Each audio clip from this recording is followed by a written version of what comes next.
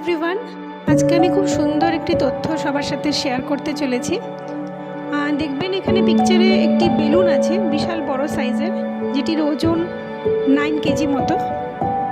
এর বাঁদিকে দেখবেন দুটো পেলোড বক্স আছে প্রায় 4 কেজি ওজনের।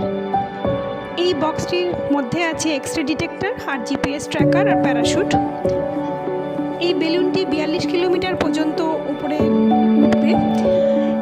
এই বেলুন পাঠানোর মেন উদ্দেশ্য কম খরচে যাতে স্ট্র্যাটোস্ফিয়ার লেভেলের সমস্ত ইনফরমেশন আমরা কালেক্ট করতে পারি, যেটা environment science and other research ওয়ার্কের ক্ষেত্রে ভীষণ জরুরি।